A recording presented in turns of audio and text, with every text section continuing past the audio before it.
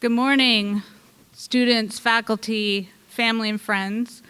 I'm Delinda Collier, and I have the distinct honor of welcoming you as the Dean of Graduate Studies to today's commencement ceremony. Today is a pivotal day for our low residency MFA candidates, a rite of passage.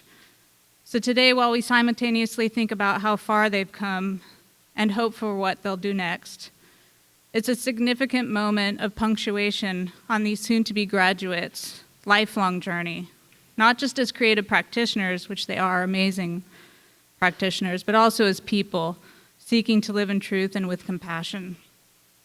And whenever we meet together in these moments where past and future converge, we recognize that SAIC sits on the unceded homelands of Native, Indigenous, and Indigenous peoples, both known and undocumented, whose ways of life were forcibly displaced, often fatally.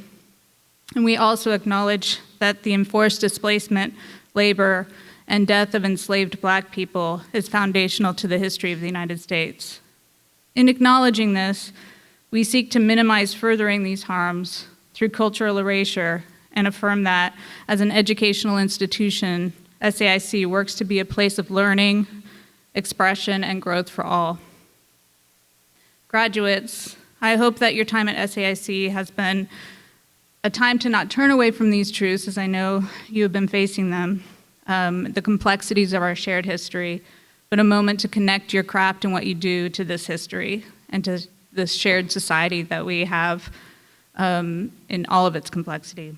As SAIC artists, you've embraced interdisciplinarity, you've engaged with critical art, you've engaged with society, because that is the work of artists. You will see new possibilities now for a new world. You will engage with the world. You will show us what the future can be. You will show us what beauty can mean and challenge those ideas of beauty. SAIC itself was founded on the dreams of just a few students about the size of your class. So I can't wait to see what you all offer the world in the coming years. Graduates, there will be a lot of people congratulating you today, but I want to be the first. Everyone, please join me in applauding these artists.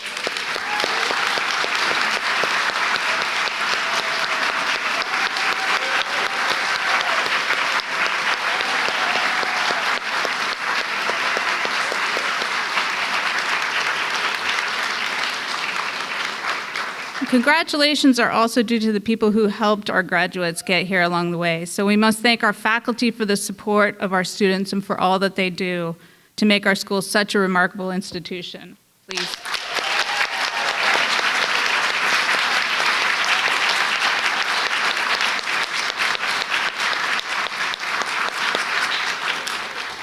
We also need to thank those people who helped our students even before they came to SAIC.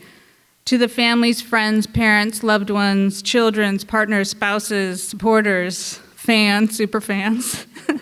You also deserve credit for helping the students get here today. So please, students, let's applaud them.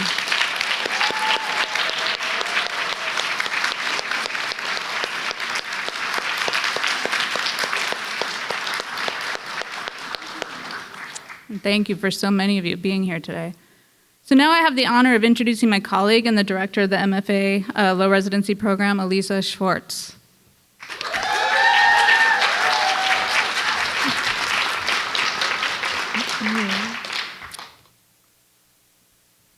I'm so proud of you all. Thank you so much, Delinda. I'm honored to be here today celebrating the achievements of the graduating class of 2024. You are remarkable. In my first year as director of this program, I've seen you bring to life and embody Low Res's animating thesis, our ongoing exploration of not only what art can be, but also what community can be. The Low Res MFA is unique at SAIC, not only for its format, but also for the conceptual inquiry at its core. You sit in this ballroom having completed 3 intensive in-person summers, sustained by the work you do over the year, excuse me, I'm very emotional actually, in your home studios dispersed across the world. This is the rhythm and provocation of Low Res. We come together, come apart, come together, come apart, and come together. It is a cadence that demands we take seriously, that we never take for granted, the hard work, necessary work, and joyful work of being part of something larger than ourselves. We often frame this work through the idea of poetics, from the Greek poema, which means a made thing. Poetics does not require that we all be poets, but it does ask that we take seriously the question of what it means to make something, whether it is conceptual, material, or relational. This formal framework is, of course, also an ethical one. At stake is nothing less than the urgent question of how we make and remake this world. We did not begin today's proceedings with a poem, as we often do in Low Res, because on this very special day, I want to return us to one. Robert Duncan's I Am Often Permitted a Meadow. In the poem's final lines, Duncan describes a place of first permission, an everlasting omen of what is. Since joining this community, I've thought a lot about the strange tense of these phrases. They describe, in a space where we all agree to suspend things like doubt and self-censorship to give ourselves permission, we experience in this moment a glimpse of the future as it is embodied in the present, which is to say, we experience the exhilarating enormity of possibility.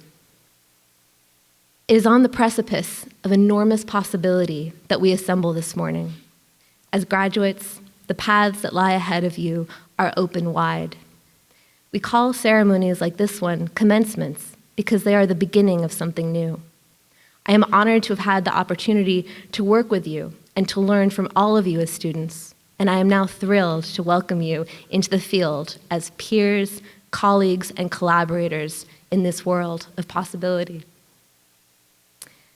I also want to thank you. As many of you know, this year marks the 10th anniversary of our program, an incredible milestone for all of us, and one that is made all the more vivid by your trajectory through Low Res over these past 3 years. You've seen this program through one of its most significant transitions, and you've led by example, showing me and everyone else here today how transformative arts education can be. I've been overwhelmed by your warm welcome and your grace as I've stepped into this new role. And I also want to thank all of those who have been with you on this journey. Kelly and John, who joined me on this stage, all your faculty.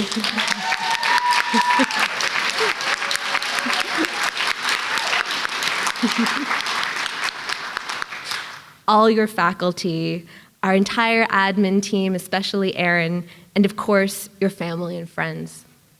I stand here with overwhelming gratitude for everybody. I should have put in applause breaks. I stand here with overwhelming gratitude for all of you, for all of your work, and all of your care. It is now my great pleasure to introduce our commencement speaker, somebody whose multifaceted, creative, and critical work takes seriously the question of how through art we might build a better world.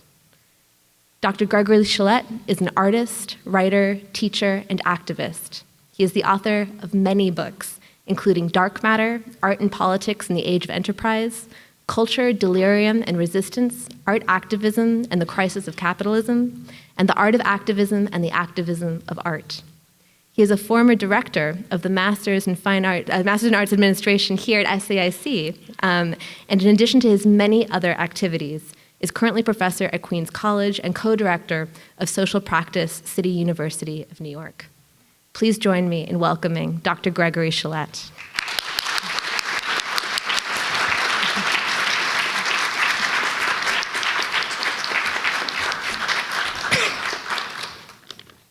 Thank you, Eliza, and thank you everyone for inviting me today. Everyone that's here, the graduates, you can't say it enough. Congratulations, 3 years of hard work. Family and friends, everyone that's joining us. I want to start by telling, since Eliza told you that I've been here in New York, it's actually been 20 years since I've been in this room. But when I first came here, I wanted to get a sense of what the city was like. I was coming from elsewhere. And I came and I took a walk along the lake, not far from here, with my friend Jeffrey Scholar, who was teaching film here at the time. And we were walking along, he was showing me the skyline, he was telling me, this is what it's like to live in Chicago. And then something extraordinary happened. All at once, a towering column of water rose up out of Lake Michigan and came crashing down. Yeah, like a rogue wave. I was instantly soaked through to my socks and my underwear. But what I'll never forget is Jeffrey, who was standing right beside me, was dry as a bone. And of course we laughed, and then we, were startled. And then he said, "Chicago has just baptized you." That's true. So between 1999 and 2004, as Lisa says, I was the chair of the Master of Arts and Arts Administration program here. And I can tell you, my time here in Chicago marked a definite and profound turning point in my life and my career. I came here from New York City, where I have lived and worked 20 years before that, and I co-founded such artist collectives as Repo History and Political Art Documentation Distribution. And yet by the late 1990s, New York was all but overrun with developers, neo-bohemian posers, unapologetic gentrifiers. The kind of work we had been doing in this very collective way was beginning to be very difficult to do in New York.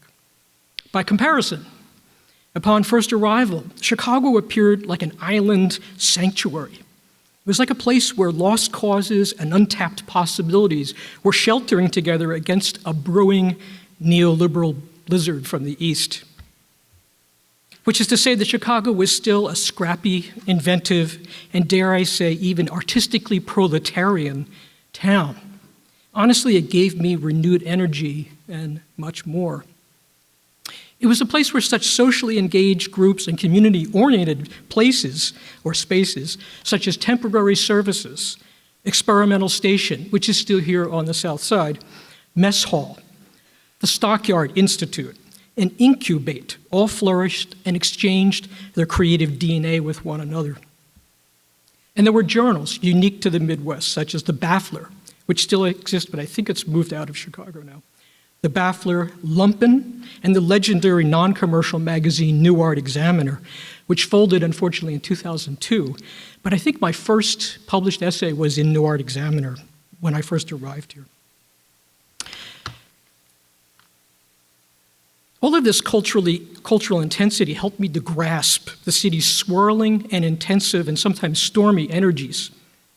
And this, in turn, had a direct and significant influence on the book Dark Matter that Elisa mentioned, that was published after I moved back to New York, both in its ideas and the research benefited enormously from all the time I was here in this city of big shoulders, as the poet Carl Sandburg nicknamed it. Or as bluesman Muddy Waters put it, going to Chicago was like going out of the world. And let's not forget the astounding jazz musician Sun Ra. He moved here in the 1940s from Alabama. He said, "When I came to Chicago, that's when I had these outer space experiences and went to other planets." If you know his music, I'm sure you know what I'm talking about. Space is the place. So even though I left this planet of modernist towers and Martian-like canals and ocean-sized lake over 2 decades ago, Chicago remains in front of me as much as behind. What I mean by that is the city has a curious way of inoculating you with some of itself, like a bit of code or a kind of imaginary that never completely leaves you. And I'm certain that all of you had major explorations and discoveries here as well. And I envy you for that. I also would like to hear about it. But now comes a little bit more sobering part. A lot has happened since I was here in the 2000s, or even since you've been here. But we've witnessed seismic political shifts, cultural and economic shifts that include let's start with the 2008 financial crisis, which was incredible, and then the response by the Occupy movement, 2011. But the shocking termination of a woman's right to choose more recently. The eroding of the natural environment, wars in Ukraine, the conflict in the Middle East, and the rise of authoritarianism in too many nations. And we don't have time to list them all, but I think you know what I'm talking about. I can't recall a time of crisis like this in my 68 years. I've been through a lot. Still, at the end of the day, you would not be alone in questioning, what's the point of making art in a time like this? For regardless of your practice, and whether it's political or not, and in fact, I did see your exhibition yesterday. I just got in yesterday, and it's amazing. I love the work. I like the craft work. I like the intensity of it. I like the work that does community response. It's wonderful. It's all great. But whether or not you're doing sort of politically engaged art or not, one thing that's really true about artists, they've always been at the forefront of social change. And that's at least since the 18th century, the French Revolution. You can think of artists like Gustave Courbet or Katie Kollowitz or Jacob Lawrence and many, many others. And inspiring events like the Paris Commune, the women's suffragette movement, Harlem Renaissance, the arts and crafts and Chicago surrealist movements right here in this uncanny planet of Chicago. There was a surrealist Chicago movement here, which is really fascinating. So, all throughout these historical and game-changing circumstances, artists have worked both alone in a studio, as well as collaboratively in groups and in communities to stand for peace and anti-militarism, for human rights and social justice, as well as asserting a belief in a better economically democratic and radically inclusive future. But certainly we find ourselves in strange times, indeed. And frankly, the mainstream art world has proven itself to be not up to the challenge. Over much of the past year, we've watched as many cultural workers were canceled or even censored. Anti-war comments by artists, curators, and journalists have led to exhibitions being shut down and even their employment terminated. And this spreading counter-progressive shift in the art world sadly keeps pace with the reactionary politics seen around the globe. Okay, I warned you it was going to get a little dark. Now for something a little more upbeat as I close. Let's come back to this storied grand ballroom and to this city once more. Look around you. Now, look around as though you were sizing up a visual art problem. Take the measure of your immediate neighbors, their expressions and gestures, but also the ambiance of this space, its geometry, its shadows, curious balconies, but also recall past conversations and debates, discoveries and disagreements during your time here. What do you see and feel that is beyond mere appearances?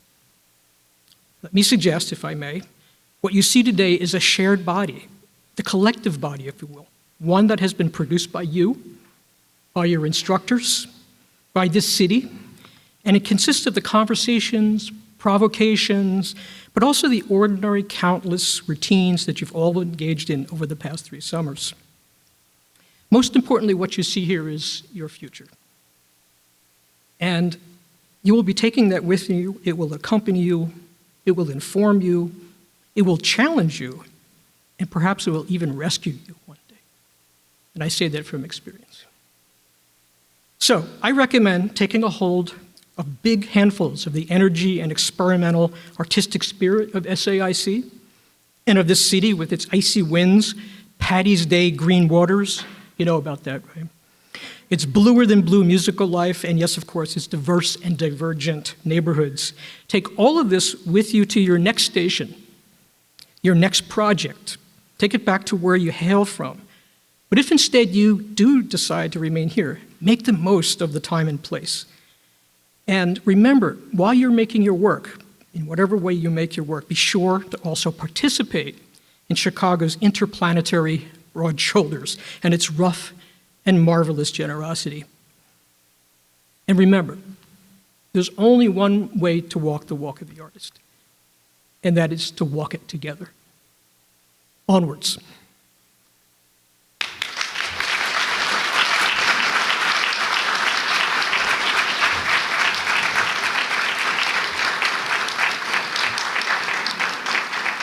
Thank you so much, Greg. What a beautiful tribute to the plight of art, to the plight of artists, and to Chicago. Thank you so much. This is now part of your story. This is part of the wisdom that you've gained here, hopefully. But we still haven't finished. We are going to do now what you've all been waiting for, which is to present you all with your diplomas. So to present the candidates, I am pleased to invite the president of the School of the Art Institute of Chicago, Jisan Lee Ispara, to join me for the presentation of the candidates.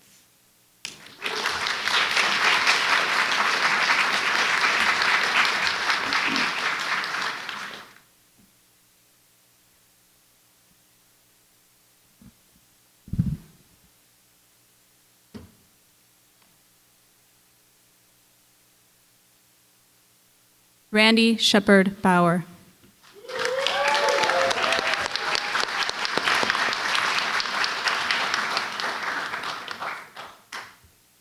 Andrea Bruce.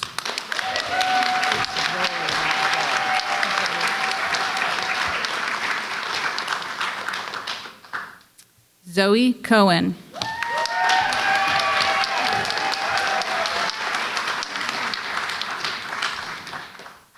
Chloe Cusimano.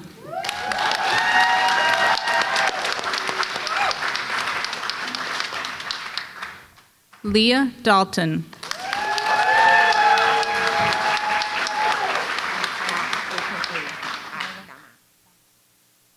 Paula Damasceno.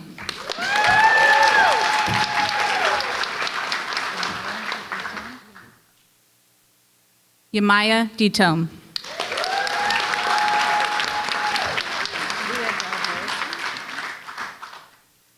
Leah Del Harrison.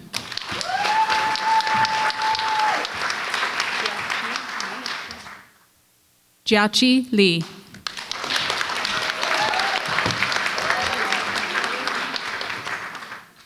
Jennifer Lord.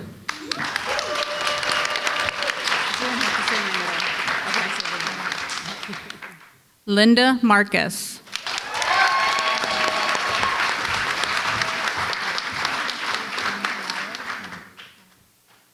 Jim Maurer.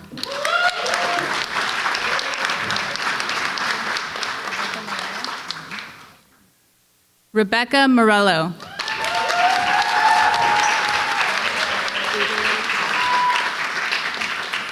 Adrian Oliver.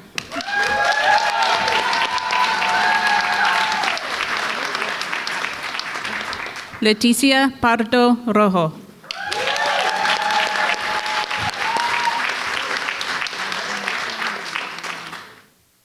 Alejandra Rivero.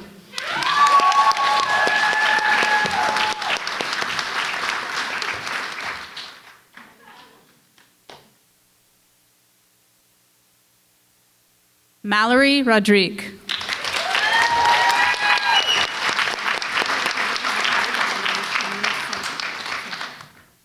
Shannon Silva.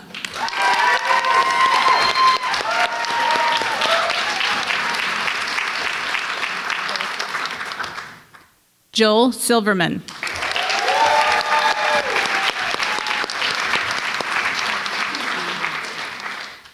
Ann Wachter.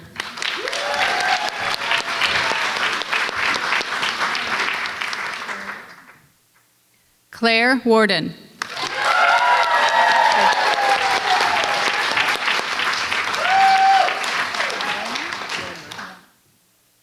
Jen Woolner.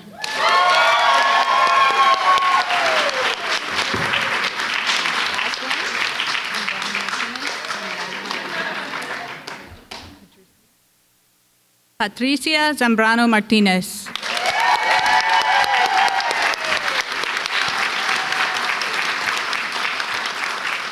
Congratulations, everybody.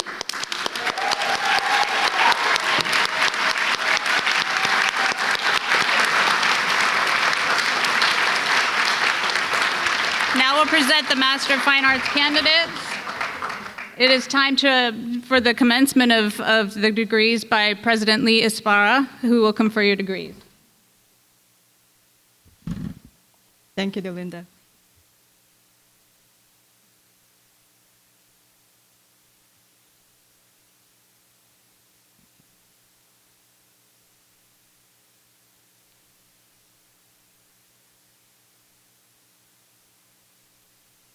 All right, thank you, Delinda, and thanks to Lisa and Greg and all of the faculty, staff, and families and friends who are here today to celebrate our graduates.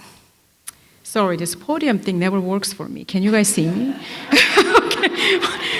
Anyhow, so I think I speak for all of us when I say how joyful we are to celebrate the achievement of our master's candidates, and how excited we are to see where you go next in your practice. Soon you will each be alums of SAIC. That means that while today marks the end of your study at the school, it is also a beginning. As Elisa reminded us, that's what we call this ceremony, commencement, a new beginning. And this is my day 10 at SAIC, so I can strongly share your feeling of new beginning. It is the commencement of your artistic life as the member of a global community of alums over 30,000 strong artists, designers, scholars, and administrators, and creative professionals, and cultural leaders who, just like you, studied at SAIC. And I can tell you this because on Friday, last Friday, I visited the studio of Eugene Smith, who is the alumni of this program, and in Georgia City, actually. And it was amazing to see where he went from his work that was done in this program, and where it's going, actually, with amazing work that he was talking about. He had a show coming in DC, he's going to Barbados, he's going to Cairo for residency. Just listening to him made me jet-lagged. So I'm so happy for your future, because just like in Eugene and just like other alums of the school, your work here has resulted in some striking, provocative, and urgent works of art and scholarship. And I invite everyone here to see their invention and industry at SAIC galleries, located at, this is information piece, so here, 33 East Washington. The gallery will be open immediately after the ceremony so that we can all celebrate our graduates and their work. But first, I need to officially confer your degrees, because otherwise it doesn't work. So master's candidates, if you're able, please rise.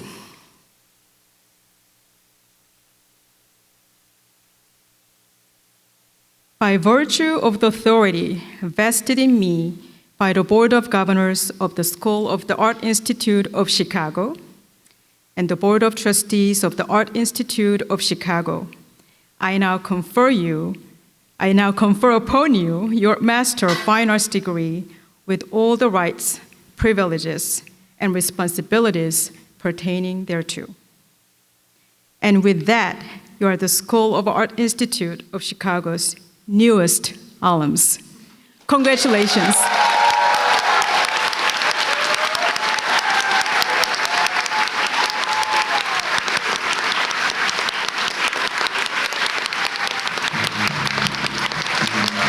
Again, please join our graduates at their exhibition at SAIC Galleries at 33 East Washington Street. Thank you.